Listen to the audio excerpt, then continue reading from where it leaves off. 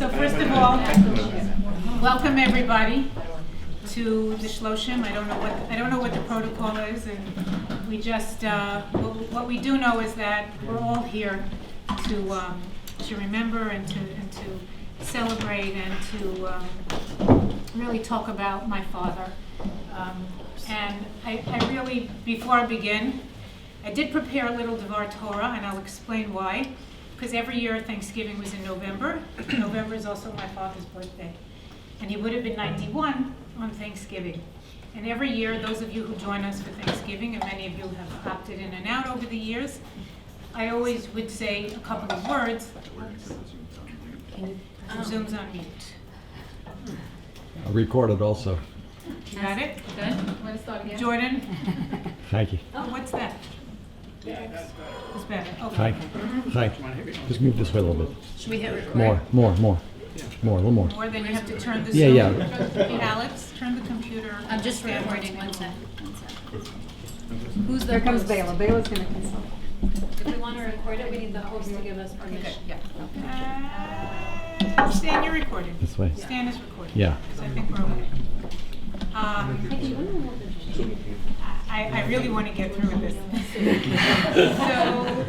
So what every year on Thanksgiving, we would, obviously we would celebrate my father's birthday, and I would always speak, and I would always attempt to Dvar Torah. As I'm standing here, I'm very humbled, because first of all, thank you all for coming, my cousins and relatives and family, and I know there are some great Talmidei Chachamim in this room right now, and I thank you for taking the learning so seriously on behalf of my father. But I'm still going to attempt at Dvar Torah, so bear with me. And the best source for me always is to go to the Parsha. You know, what was the Parsha? So I'm kind of in a quandary because it's Wednesday. So last week was Chayei Sarah. Next week is Toldos. To you. Needless to say, I have a very personal connection to Chayei Sarah. So while we're supposed to be moving forward, I'm going to take the fact that it's a Wednesday and still revert backwards. It's also the Chayei Sarah happens to be very thematic, other than it's my name. What happens in the Chayei Sarah? Eliezer, the servant of Yaakov, goes to find a shidduch for Yitzchak. So here we have theme number one, shidduch. So I'm just going to leave it at that, and that's one of the themes. But how did he go about to find the shidduch? And what's interesting is he said he would go to the well, and he would see which girl would offer him and his camels water. And he wanted to see an act of kindness. And what's interesting is that we learned so many lessons from this. But what I found was that this story apparently shows up in the Torah several times. So there's a story we think about, there's a servant who goes to find a shidduch for Yitzchak, and he's looking for a girl who's kind, and this is the story that makes it several times throughout the Torah. Even more than some of the rituals and the laws and the commandments that really are referred to. So why is this story so important? And it really ties in with who my father was. And I think the story is so important because really Eliezer, you know, we focus sometimes on the laws, on the rituals, on what we're supposed to do, you know, what the religion commands us to do. But we never really stop to say, okay, that's the roadmap. And the roadmap that they're giving us with these rituals and these laws is really for our life. Now, how do we incorporate that into our life? And Eliezer did exactly that. So it wasn't just following the rituals, but he was loyal. He showed the virtue of loyalty to Hashem and to his boss, Yaakov. Avram. I'm sorry, I said Yaakov several times. Thank you. I'm in the presence of a lot of, you know, Madamadoras. And then there was the concept of faith, and Eliezer turned to God. He turned to Hashem. He said, "Help me to find the shidduch for Yitzchak." So there's the concept of faith, and then looking at kindness and really focusing on let's find someone who has kindness. And so he didn't go and say, let's find someone who's, you know, following everything. He looked for real humanistic traits. And that's what my father has taught me. And I think it inspires all of us. Over the years, he emphasized, my father, as we all know, was a learned man. He had smicha. He knew Shas by heart. You give him a pasuk, he'll tell you what perek, what parsha, what line, how to say it. There was nothing he didn't know. But he wasn't robotic in the way he went about his religion and his connection to Hashem. He wasn't robotic. He incorporated it into his life. He had smicha. And one of the things that he did was, in terms of the kind of person that he always used to talk to us about being very distinguished. And those in the family know that was one of his favorite lines. He would meet someone, he would go, they are a very distinguished doctor.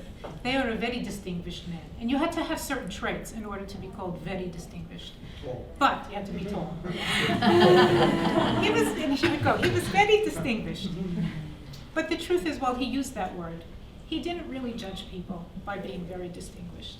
And he was kind to anybody and everybody, whether it was the waiter, whether it was the distinguished doctor.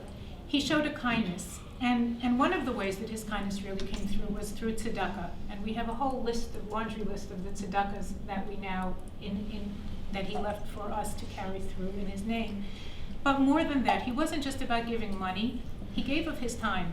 Anybody who had a business idea, had an idea for a book, to write a book, had an idea, they came to him, he took them, he would take them down to the basement on 45th Street, he would sit, he would listen, he would guide them, he'd either give them money, he'd make an introduction, he found people jobs, he mentored people, he took people under his wing.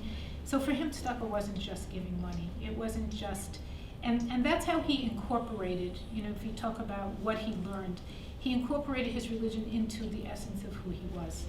And we're here, and he felt so close to everybody here and the family. And I just hope that we'll hear tonight from many different people of, the grandchildren specifically, the type of man and things that they remember about him. But for me, I'll always be inspired by his acts of chesed and how he treated people. And without further ado, the Shloshim is now kicked off, and I'm going to turn it over to my cousin Mati Panik and to lead us to do the seal. Thank you. It's obviously a beautiful home, and it reflects on the beauty that's everybody assembled here, and it's really a good backdrop for bringing out the beautiful midas of my uncle and the whole family in general who learned from him and who were so close to him. We're going to say the last Mishnah, what you do by Yisayim. If you'll indulge me, I just thought of a new word today, and I thought it would be perfect to say, as I was preparing the Mishnah, I was thinking perfect to say this, the Mishnah is my uncle, because it has something to do with him, even though obliquely. We know that we say, we learn Mishnah is Il Nishma somebody, because one of the things that's well known is that the word Mishnah is the same letters as Neshama. So the Mishnah has to do something with Neshama. So I was thinking on a deeper level, what does Mishnah have to do with Neshama? Now we know the Mishnah that was written by Rameya Kodesh. Before they wrote the Mishnayos, it was called the oral Torah. It was the Torah Shabbat Peh. You weren't allowed to write it. According to the Torah, you're not allowed to write Torah Shabbat Peh. This had to be handed down person to person. That was the way of the Messiah of Klal Yisrael all these years. That's what had to be. But there's a pasuk that says, Eis lashes Lashem, Hefer Teresecha. There's a time to do for Hashem, and sometimes you have to look away from the Torah, Hefer Teresecha. Even though the Torah says you have to write, you're not allowed to write it, but they had to write it because as the golas got longer and deeper and more difficult, and they were afraid that people are going to forget, that the Messiah won't carry it in its true form and in the way it's supposed to, so they had to write it down. So that's why they wrote the Mishnayos. And since the Mishnah is the same way as a neshama, that's really true about every person. Every person is a guf and a neshama. But, we live pretty gufnik, physical lives. We're not too into our neshamas, and I'm talking about myself and everybody because that's how we are. It's natural to be caught up in the world, in the physical world, and you don't think too much about your neshama. Maybe you daven once in a while, and you say, "Oh yeah, I have a neshama also, and I have to learn. I got to daven." But the neshama is something that you don't see. The same way that the Mishnah is something that you weren't supposed to see. But when does the neshama really come out?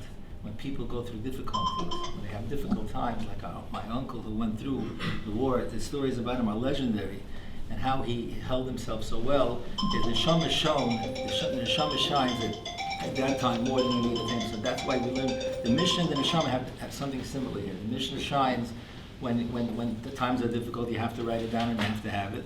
And the Neshama shines when through difficult times. My uncle's Neshama shone amazingly through difficult times. He was influenced. He helped so many people, and his Neshama only grew over the years as his family grew, and he was influenced them in a physical sense and of course in a spiritual sense. Zok the Heilige Mishnah. The Mishnah says, Omer Rabbi Shua ben Levi. Rabbi Shua ben Levi says, whoops, 1 second. Basar HaKadosh Baruch Hu, lahanchil, l'chol tzaddik v'tzaddik. Every tzaddik, every person, and the Mishnah says in another place, Amar kulam tzaddikim, everybody is a tzaddik. Everybody has a certain tzidkis in him that you could tap into. So every tzaddik will have 310 olamas. The Shloshim Yisrael olam shenemar. But it says the pasuk, lahanchil oya ve'yesh ve'tzasei mamale. I will give my people who love me yesh something, but it's the same amale, and I will fill their coffers, fill their warehouses, their storage houses. So yesh is the word yud shin, and that's the gematria of the numerical value of 310. So Chazal learn from here that there's going to be 310 worlds. There's a lot to talk about that. We're just going to go on because we have to finish this program. But we're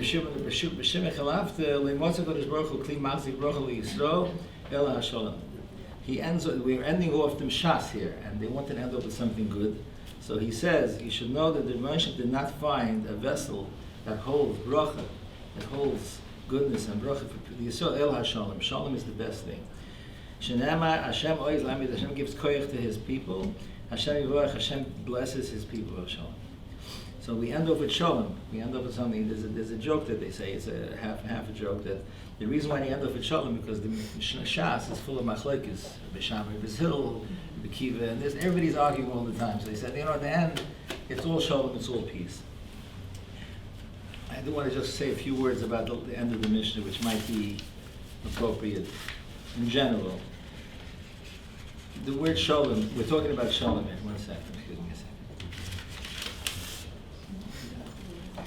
There are 3 aspects of Shalom I'd like to bring out. Shalom means peace. Now, there's something I once heard from somebody, I really like this. We all used to saying Shalom Aleichem. Shalom Aleichem, Shalom Aleichem. Aleichem is not singular, it's plural.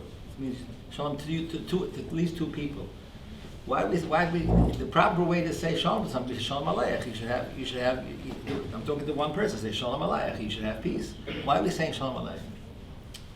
So, everybody knows this. They even know it in the psychological world and in everything. But in the Torah, it's certainly a simple fact. If you don't have peace in yourself, then you cannot have peace with others. Most problems that people have with others is because they don't have peace within themselves. Now we are built not to have peace with ourselves. There are so many contradictions. It's only normal. There's a saying, Chazal, "Oili mi yoitzi, oili mi yitzi."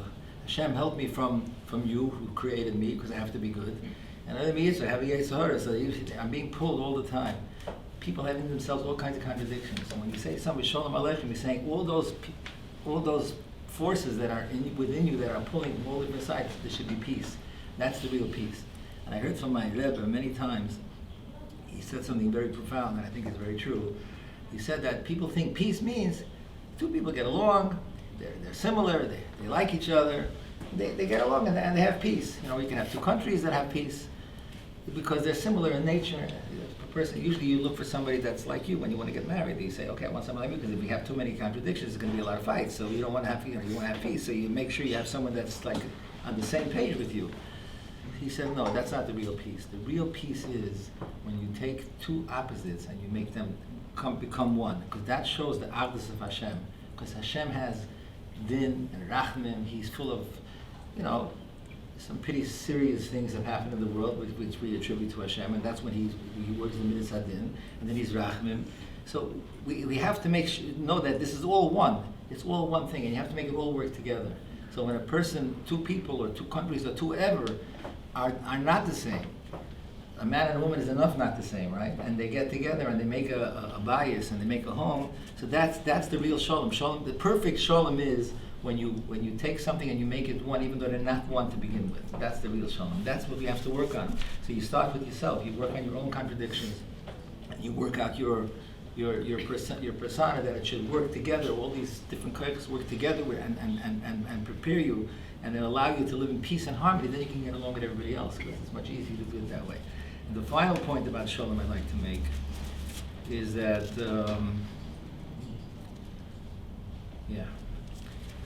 this is similar to what we said before, but it gives you a roadmap how to get there. How do you get to that point? How do you understand? How do you make peace in yourself? How do you make peace with others? There are many things that happen in life that it's difficult to have peace with somebody who wronged you, and you're still able to be peaceful with them and be kind to them. I know my uncle, an extremely peaceful man. I think he never saw bad in anybody. I don't think he ever felt wrong, even though I'm sure he was wrong, and I know in many cases when he was, but he was always very kind to everybody. So how do you do that? So there's a famous Chazal. Chazal say, Oiseh Sholem Imreima. The rabbis say, the Pasuk says that Hashem makes peace in the higher worlds. So what does that mean? So he says there are many kinds of malachim, angels. There are malachei eish, there are malachim that are from fire, and there are malachei mayim. There are malachim that are from water. Water and fire don't mix. But in B'Mraimov, the malachei eish and the malachei shemayim get along perfectly. They stand next to each other, and there's no contradiction. How is that possible? We know in the physical world you can't have water and fire do not get together. So how does that happen up there? Why is it different up there? So one of the Shloshim explains beautifully that when you stand so close to Hashem, the fear and the majesty of Hashem strikes you that you realize you become nothing. You disappear. The main problem with people not having shalom and not having the ability to make peace with somebody is because they have too much of their own ego involved. When you stand in front of Hashem, you realize everything is Hashem. I have nothing. I am nobody. So the malachim are so close to Hashem that there's no water and there's no fire. It's just Hashem. So our job in this world is to work that we should have an awareness of Hashem and the closeness to Hashem that should allow us to realize that all our things that are bothering us, it's all Hashem. It's nothing. There's nothing. There's fire and water, and there's no fire and there's no water. It's all Hashem, and that's the way you have peace. You make a perfect peace with everybody, and it's the way you also make a peace within yourself. Because your many different koiches can work together, because it's all for one purpose. It's worth avodas Hashem. So I just want to say that Hashem should help that you should bring shalom at this house. All of us sitting here, and ganz klar Yisrael, Shalom Yisrael, Hashem should bring peace. The bracha that we say by Kohanim, Yisrael Hashem Panav Yosem L'chol Shalom, Hashem should give you peace. That has to come from Hashem. Peace is not, you have to work on it, but it's a gift from Hashem. Hashem should give us all that gift. We should be zeicha through that gift of Shalom, should bring peace to Klal Yisrael, and Mashiach should come, and we should have the everlasting peace. Adon Aruch. So we just finished this in the Mishnah.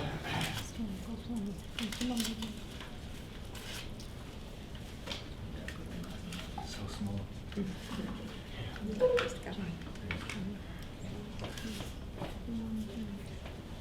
know what I'm going to say first? Ono Adonai Amen Barachem Ashbiot Nefesh L'Chai B'Doch B'Sadei Yirus and B'Yachol Terei Seini F'Lasei B'Am Nishmas Chaim Mishia Ben Eliezer Moel Lo Imach B'Chazduch HaGodol L'Tech L'Shari Rachim V'Chesed B'Shari Gan Eden Eskabel Eisa B'Havu V'Chibo Shlach lo malachecha ha'kadoshim v'atoyim v'yadicha l'shiv et ha'chzeit zachayim eitel nishmas tzadikim tzidkoni es chasidim chasidois v'hanei v'ziv shinoschu l'hasbia mituvcha atzofen l'tzadikim v'aguf yinuch b'kever b'nuch nechayim b'chedve b'simcha v'sholem k'dechsiv yovoi sholem yinuch ha'mishkevoisam hoylech nechayich l'chsiv yalta chasidim v'chavit ha'im mishkevoisam ichsiv im tishkav l'sivcha b'shchavta v'ov b'shnesecha v'sishmar oisoi michi b'da kever v'im v'silei v'sisla v'simcha l'kov sholem כי עוד המיצד יבוא יצא שלסת וללכת לזכור לא ישחי יויסו וצדקויסו ואשר עושו ושתשפיע עליהם שמוסי לדשן עצמויסו בקבר מרויב טויב הצופן לצדיקים תחסיב מור הטוב מה שצפחת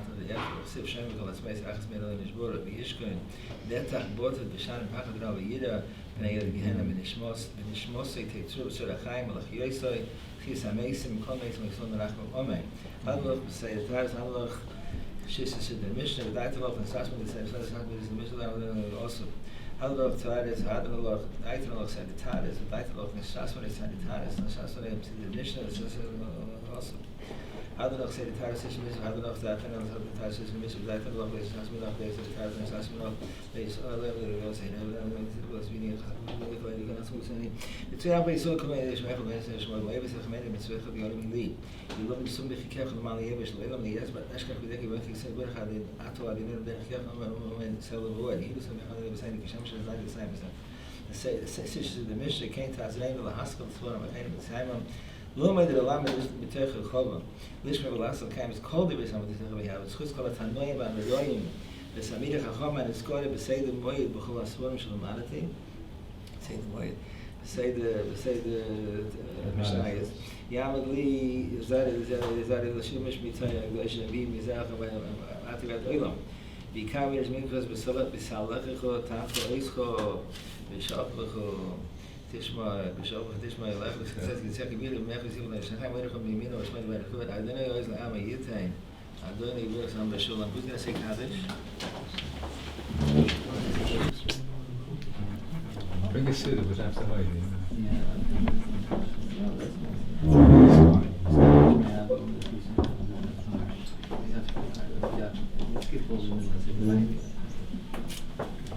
Kadab Kadash, Amen. Kutayim Lefon Kutayim, Kutayim Lefon Kutayim, Kutayim Yisrael, with the Lord's Mount Caribbean, Amen.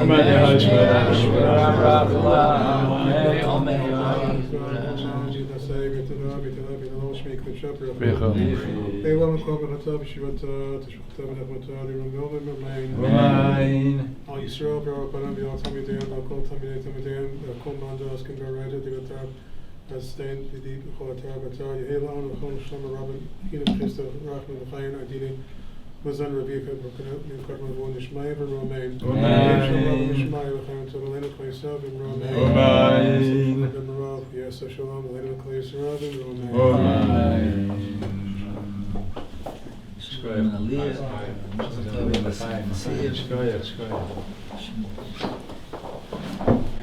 Hi everyone. Anyone who doesn't know, I'm David. Didn't really know what the right greeting was. I've been saying good to see everyone tonight, but it really is good to see everyone, and it's been good to see people over the month.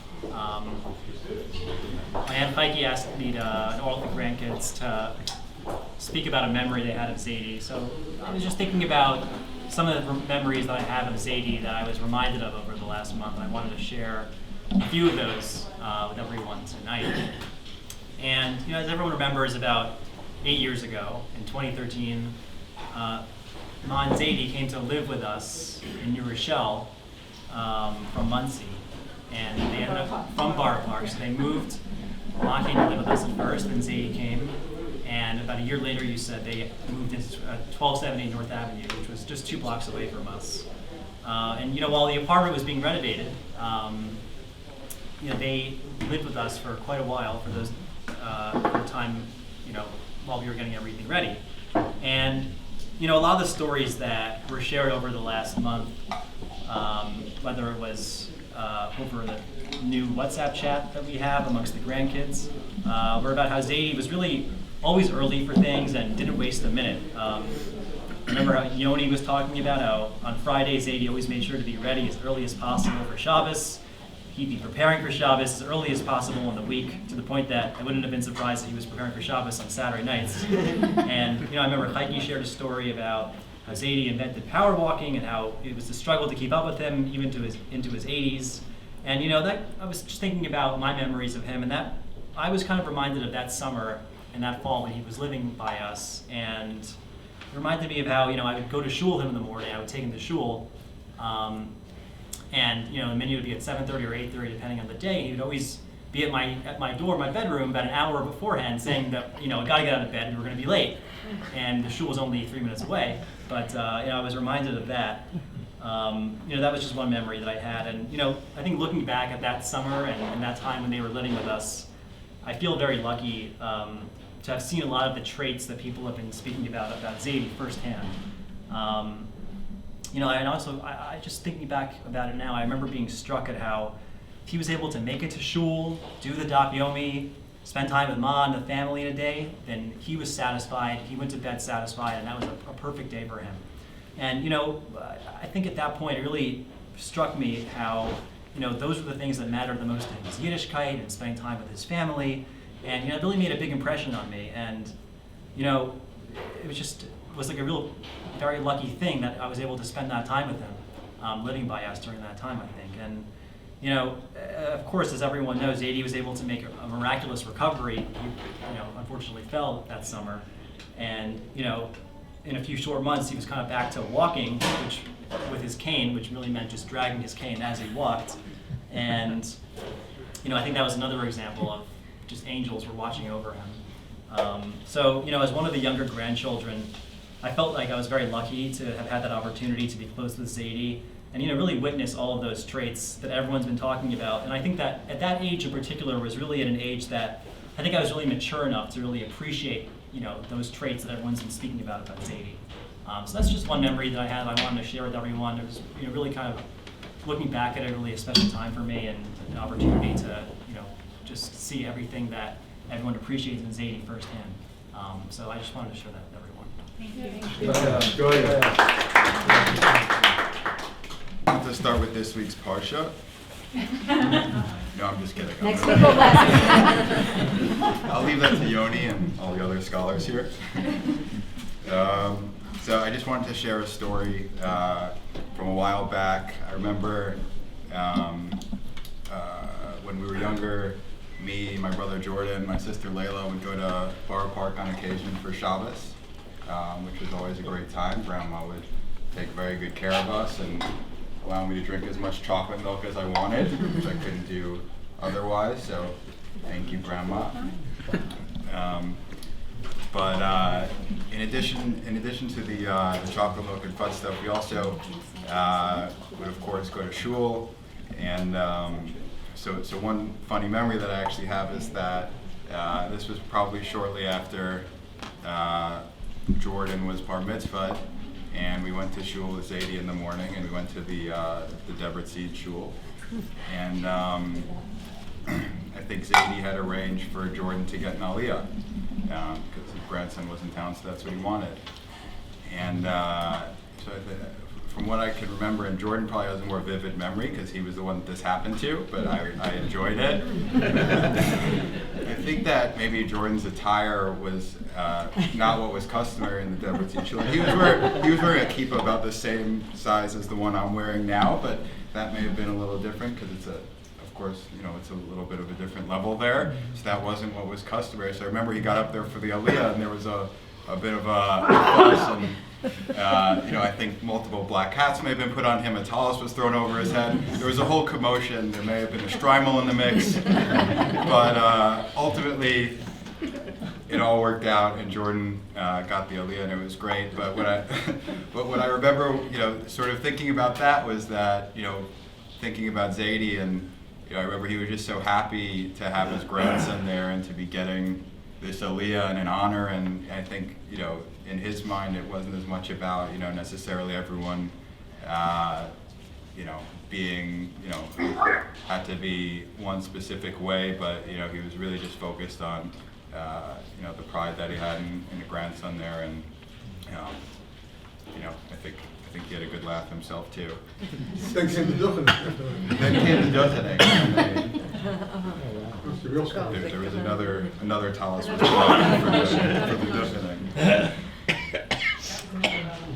How come you didn't get an aliyah? So I wasn't chosen. I guess I was not the favorite. I wasn't bar mitzvah yet, so I waited. And then I came back the next year, and I was wearing everything. So some other thoughts that I had were, just thinking about my own relationship with Zadie. We may not have too many obvious similarities on the surface. He was a great Torah scholar. I got a C+ in senior year Navi, which my parents still believe is the reason that I didn't get into Penn like my other two siblings. And I want to give a shout out to Danielle Heller too for being in the minority in the family, so it's not easy being us.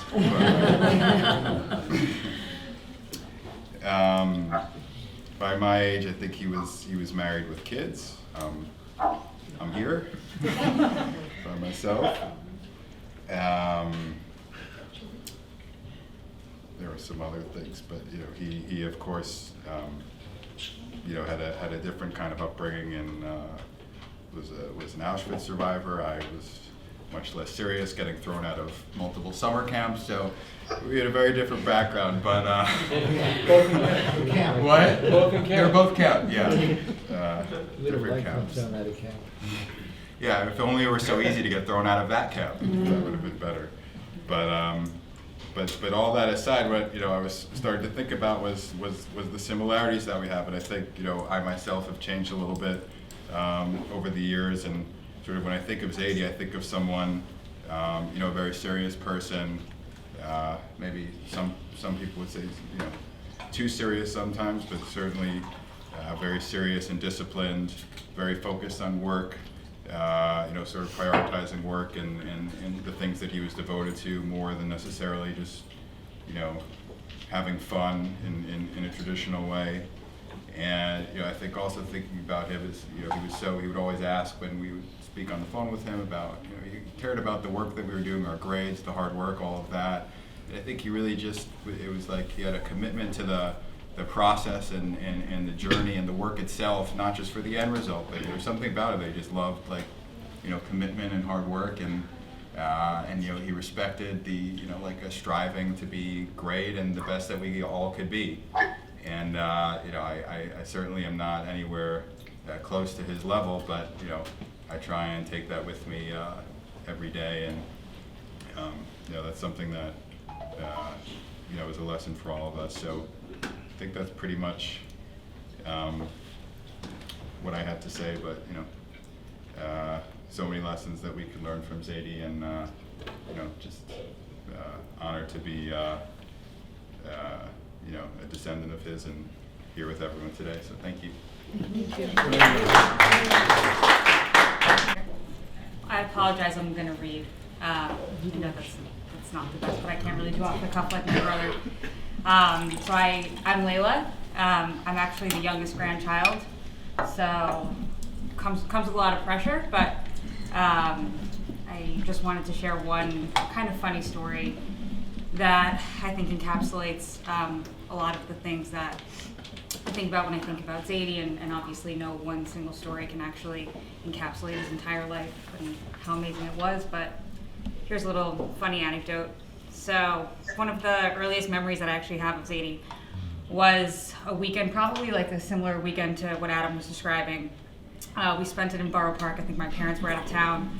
I must have been around 8 or 9 years old. And I remember two things sticking out to me most about this weekend. The first was waking up on Saturday morning in the guest room surrounded by a row of mannequin heads dressed in grandma's different shades, which, needless to say, Biggest fear. I think that was the biggest trauma of my childhood, which is really good. I had a very great childhood, but that was the one thing that sticks out in my mind. Do you remember that, Grandma? It was literally a row of 15 mannequin heads that were all staring towards the bed, so when you would wake up, they were looking at you. And there were pins, pins coming out. So that's how I started the weekend, and then Motzei Shabbos, the second memory I had was when Zadie on Saturday night took us to the video store to try to find a video that was appropriate for myself and my brothers. And reminder, I was 8 years old at the time. So after browsing the racks of cassette tapes in the Disney section, it wasn't a light and animated movie that we ultimately landed on. Instead, Zadie picked out a copy of Car 54, Where Are You? Which, for those who don't know, which I didn't at the time, Car 54, Where Are You? Is a black and white TV show from the 1960s about two New York City police officers patrolling the streets of the Bronx. So as I was standing in the racks of all of the Disney movies, like Lion King and Aladdin, that the rest of the girls my age were watching, I guess Zadie naturally thought that this was the appropriate video for an 8-year-old girl to watch. And we spent the rest of the weekend watching episode after episode of Car 54, Where Are You? To the point where I actually remember the theme song in my head. Car 54, Where Are You? And I know that by heart. So there is meaning to this story. Despite the hilariousness of this situation, I thought about the story a little bit more recently. And I think it's really telling about one of the qualities that I love most about Zadie, and I think I appreciate it especially because I was the youngest grandchild.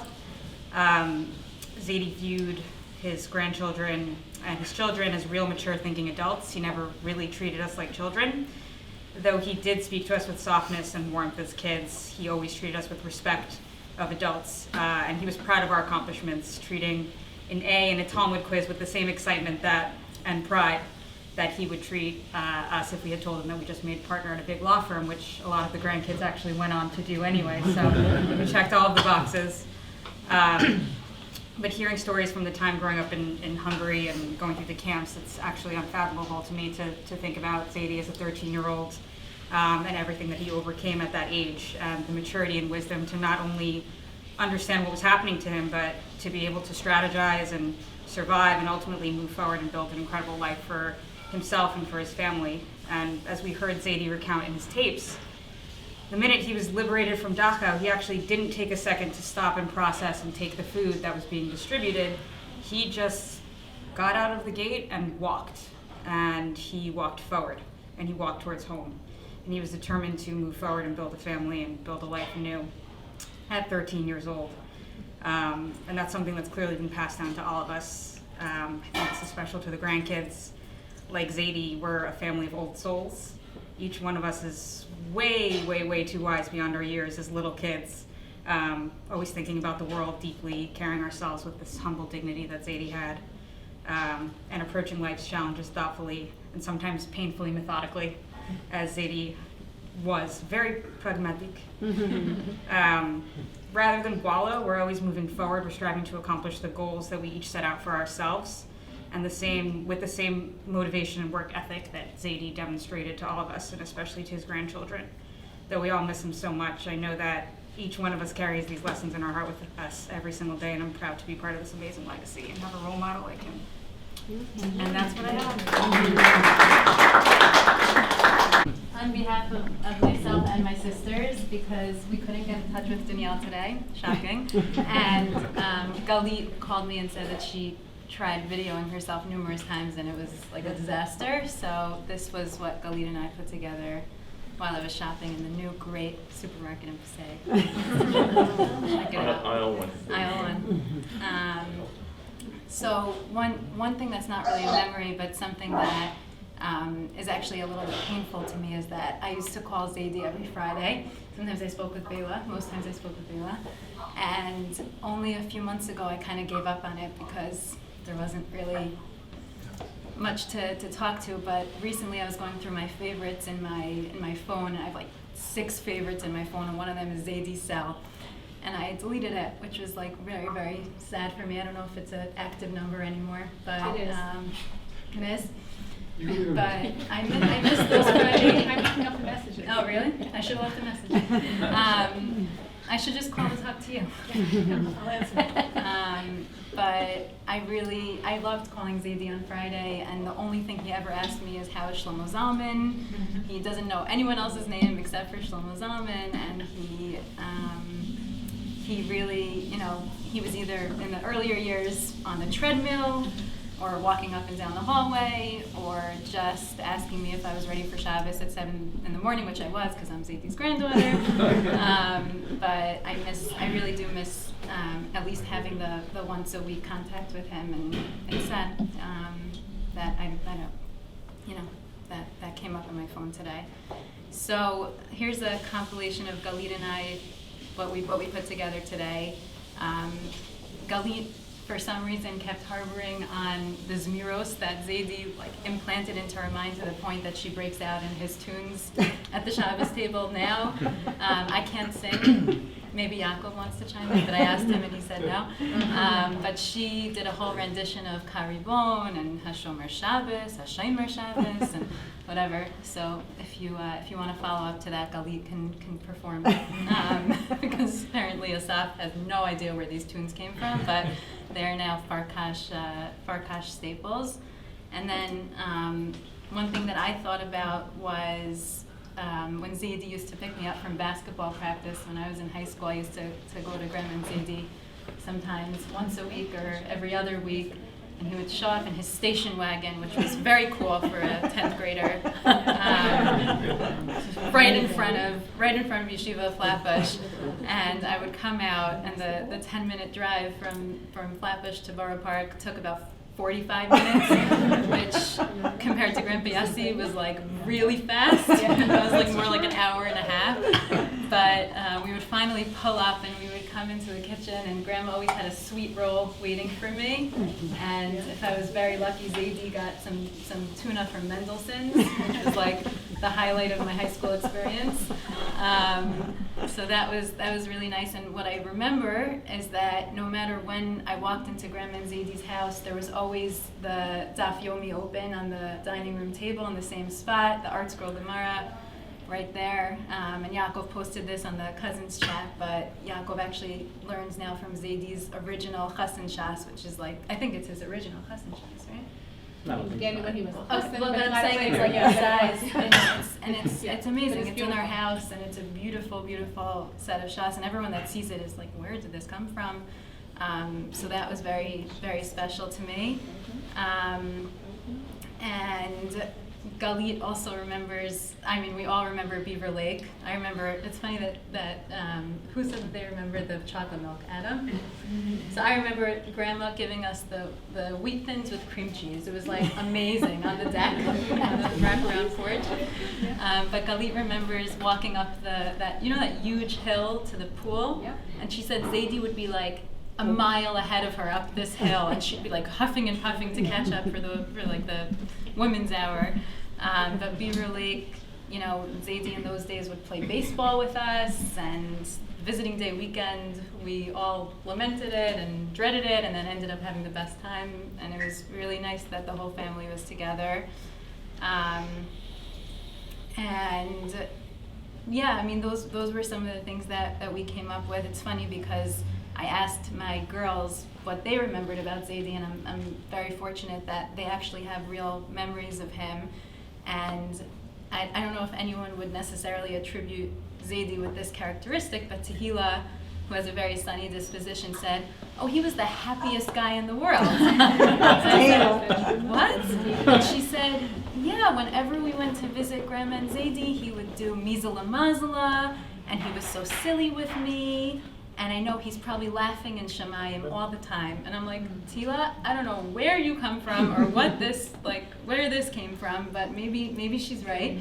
And it just made me grateful that my kids were able to have such a positive outlook on who Zadie was. And I think really as his life carried on, he evolved maybe more into that person as a great grandfather.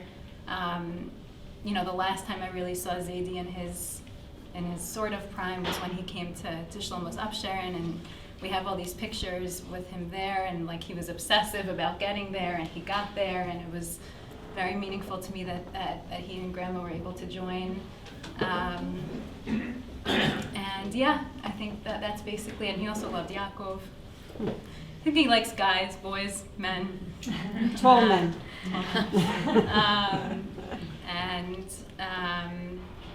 Yeah, that's basically. Oh, Galit and I also talked a little bit about when Grandma made the tea in Florida every year. Oh, yeah. And the 5 o'clock tea, one day of Yontif, and Zadie's Gemara was perched there as usual, but I think he escaped for the most part.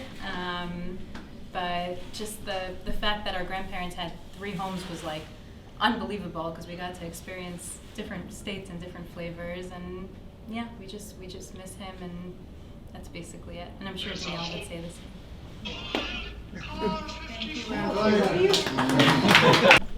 You're shaking, you're not even here. It feels like I'm there. So just wanted to share a couple of things. I think, not surprisingly, the story that Adam told about my Aliyah at Debrecen is a pretty intense memory since I was in the heart of it. But actually what stands out about that for me was what happened afterwards, which was I came down, I'd given an Aliyah, there was a whole commotion, and then I was getting people going up to me, shkoyach, shkoyach, shkoyach. And then after shul ended, everyone I ran into would just say shkoyach and then say, "I want you to know your grandfather is the most incredible man. He's the Talmud Chacham, he's a genius, he's a tzaddik. Like just everyone just kind of praising him left and right. And that was kind of something that pervades all of my like childhood memories, whether it be in Borough Park, Beaver Lake, Florida. We're just kind of seeing him through the eyes of the people who were actually with him on a day-to-day basis. It was, as a little kid, I think, seeing your grandfather and someone who people are paying attention to always felt a little bit intimidating. He was obviously always warm and kind, but I think I was a little self-conscious myself, and I have an early memory where it was some holiday. I went over to say hello to Zaidi. He said, Shalom Aleichem. And I shook his hand and I said, Shalom Aleichem. And he said, no, Aleichem Shalom. And I remember ever since then, whenever I would see him in the future, I would always be like thinking, okay, get ready. You gotta go Aleichem Shalom. You gotta get it right. You gotta get it right. But as I guess I got a little bit older and as he got a little bit older, I would still be thinking that way when I would go see him and at family events, whatever.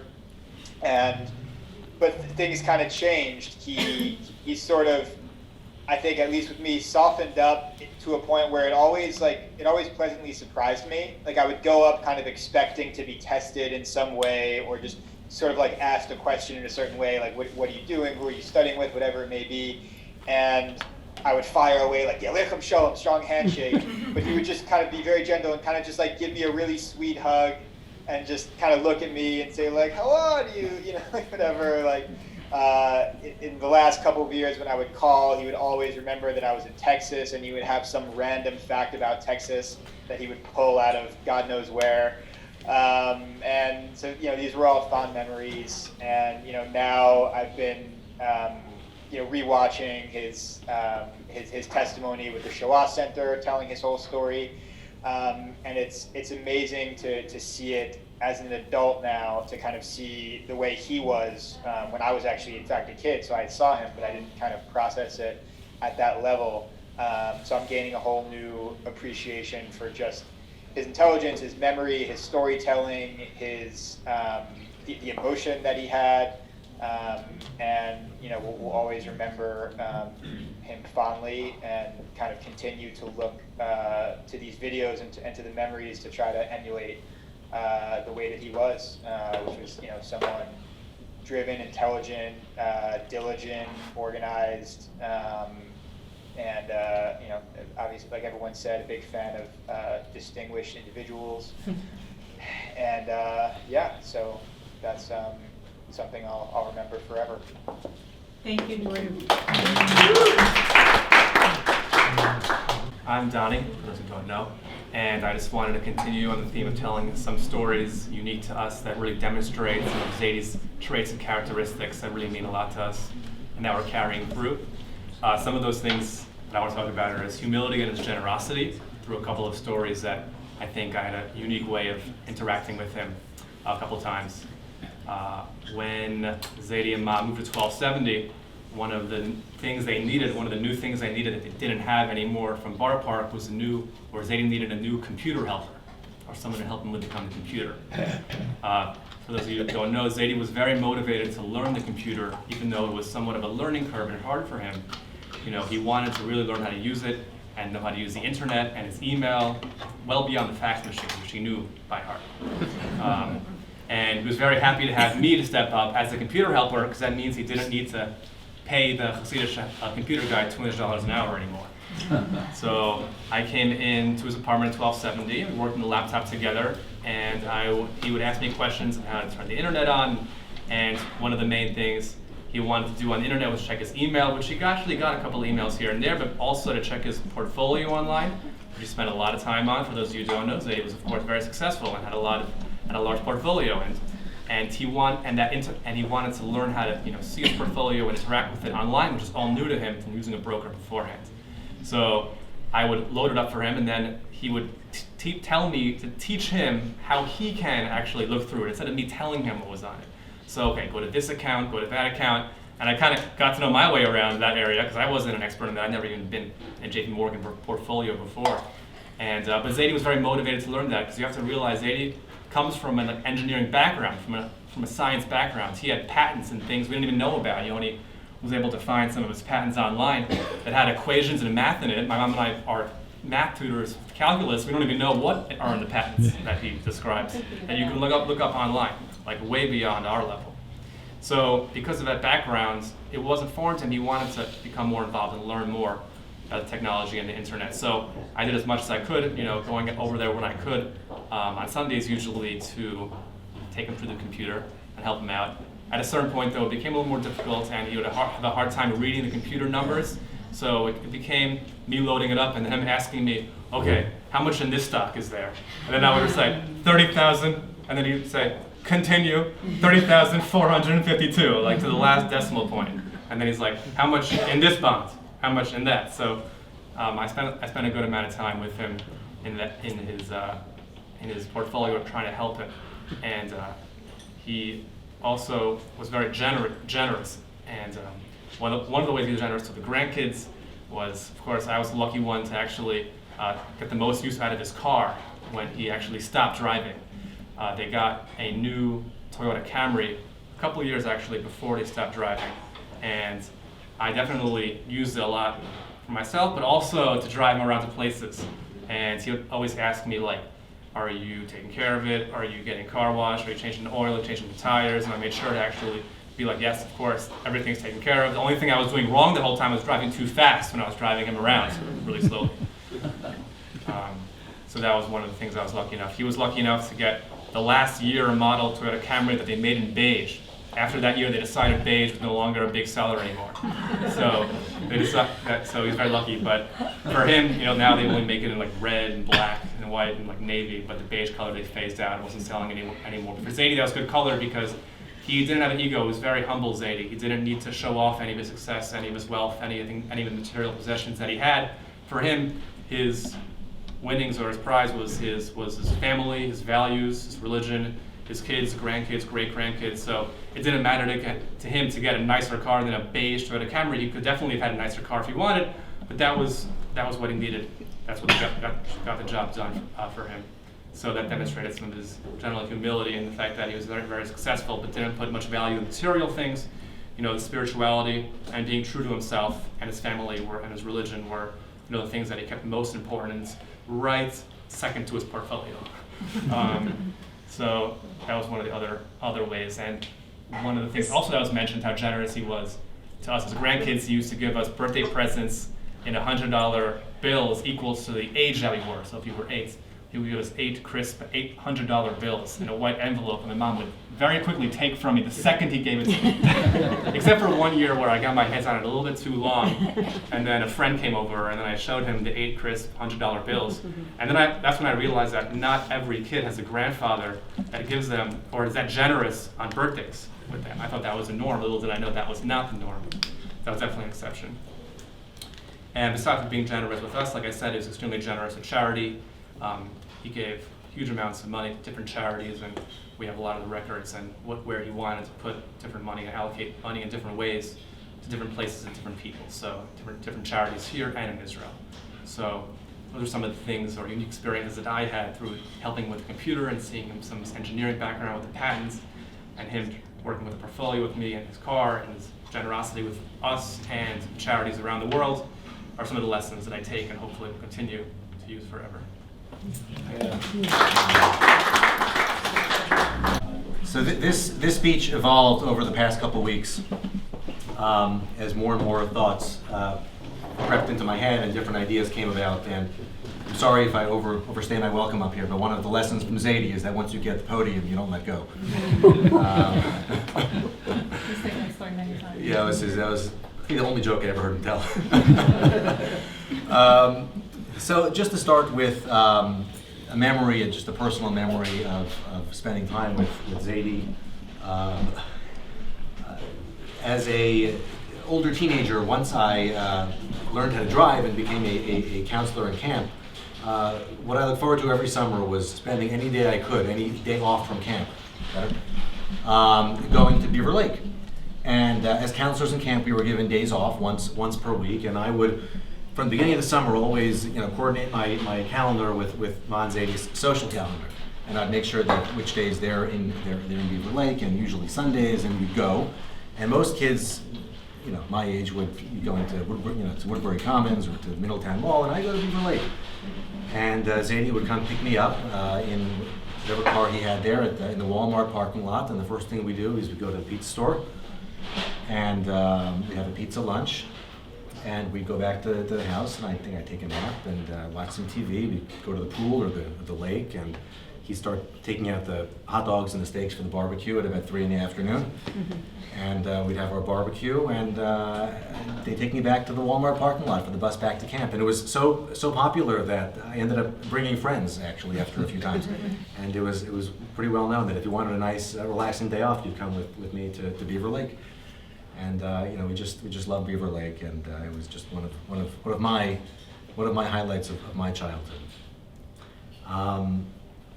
Moving on, I actually heard a Dvar Torah this past Shabbos at Kiddush and Shul that made me think of Zadie.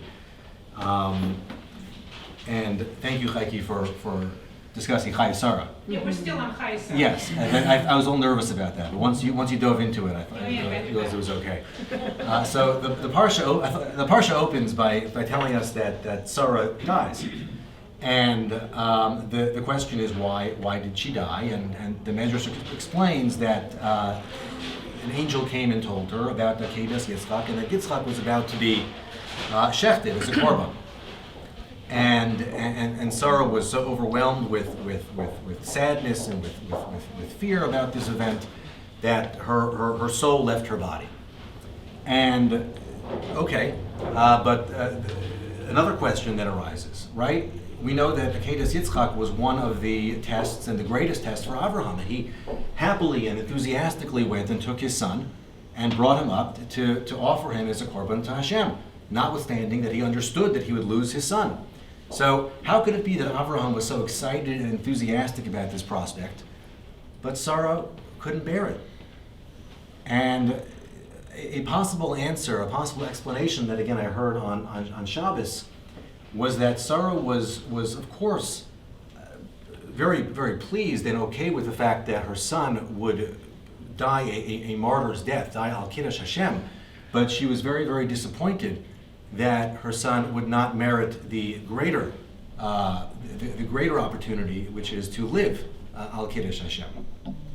And this I was sitting there on Shabbos at a Kiddush, and I heard this, and I thought back to the Levaya and the Shiva, where one of the major themes was how close Zadie was on so many opportunities during the war to not making it and to perishing and to being one of the 6 million who died al Kiddush Hashem.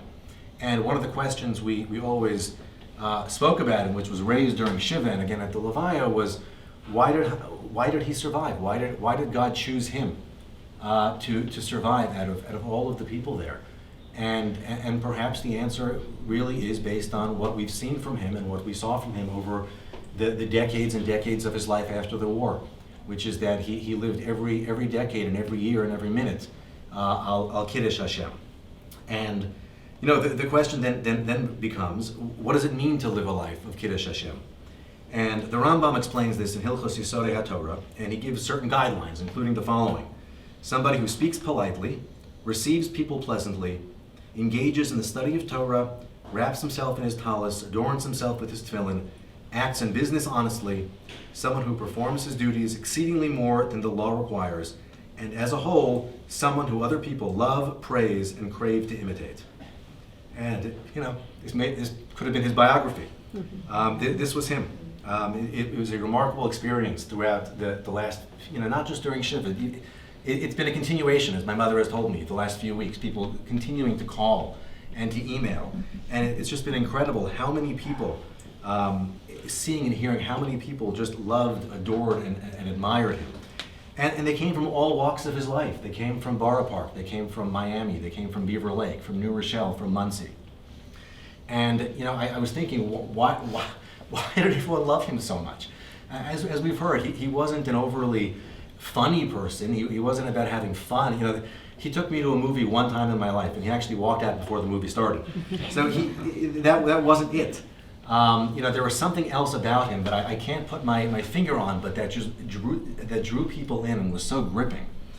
And you know, when I was trying to think about this, I was just thinking back to what are my memories of him? What are my most common memories of him? And I realized that the memories of him are, in large part, doing the same thing, just in different places, in different times. Whether it's walking with him on Friday night in Borough Park to Young Israel Bethel with the sirens wailing in the background, telling us Shabbos is starting. Or, you know, coming back to their house in Borough Park and singing Zmiris and hearing him telling us about how this is a Zelig song and, you know, all about that. And then walking on Shabbos morning to the Debrecen Shul. I don't think I ever had an Aliyah. But it sounds like some experience. You know, again, being in Beaver Lake and you know, going with him to shul there and laning in shul there, and then being in Miami and going down the Shabbos elevator and going with him to shul there and speaking to his friends in every one of these places, and every one of them would say the same thing about how wonderful and how incredible of a person he was. And you know, one of the things we've again been saying about him, and I think my mother mentioned during her hesped, was that he's somebody who reinvented himself on many occasions during the different walks of his life. And I think in a way that's true, in that he would, in every stage of his life, need to meet new people and sort of restart his journey in that place. But in a way also, he stayed exactly the same in every place that he went. And he would just do the things that he knew to be right, and do the things that he knew to himself were the right things to do. Going to shul 3 times a day, going to his shiurim, greeting people pleasantly and politely, and being a man of honesty and integrity. And in every part of his life, and in every place where he lived, that's what people saw. That's what drew people to him, and that's why people admired him. And that's really the epitome of what it means to live Al Kiddush Hashem, which is what he did. And really that's something we could all take from him and learn from him. Before I conclude, I just wanted to mention one additional item. Since his Shiva, I've taken a addiction, if you will, to looking at his lineage and genealogy. And I don't know how many of you around the table are familiar with some of his ancestors, and our ancestors, really. He would always speak about the Bnei Yissaschar. He always speak about the Bnei Yissaschar. I spoke with Eliezer about this. I got the email. Oh, did he ask you the question? They forwarded it. Okay, I was hoping they would. Yeah. So he'd always talk about how he's a descendant of the Bnei Yissaschar, and you know, I maybe others would always say, okay, great, you know, Bnei Yissaschar. You know, he happens to have been a third great grandchild directly of Rav Tzvi Elimelech of Dinov, the Bnei Yissaschar, who was himself a great nephew of the Noam Elimelech of Lezhensk, whose grave all of the Poland trips go to. I'm not sure how many of my cousins were on those trips, but you know, I didn't know at the time. And you know, that's pretty much where, for most people, the lineage ends on these genealogy websites. But for Zadie, it goes back 1,000 years, just generation after generation. And you know, I have here Rav Eliezer Lipa Lipnin, Rav Avraham of Taikachin, Margala Helperin, Chana Shor, Rav Yeshaya Lazer Isserlis, Rav Moshe Isserlis, not the Ramah, Miriam Olga Isserlis, who's the sister-in-law of the Ramah. Her father was Rav Shlomo Luria, the Marshal. It goes, and that's just one part of it. You go to a different side of this, and he's a direct descendant of the Taz, the Turei Zahav. I mean, you name the great rabbinic figure of the 15 or 1600s, he is a direct descendant of that person. And you know, knowing him and seeing this, it really makes sense. I mean, he just he was proud of it, and he really lived it. And it's really a lesson for every one of us to take that and continue it.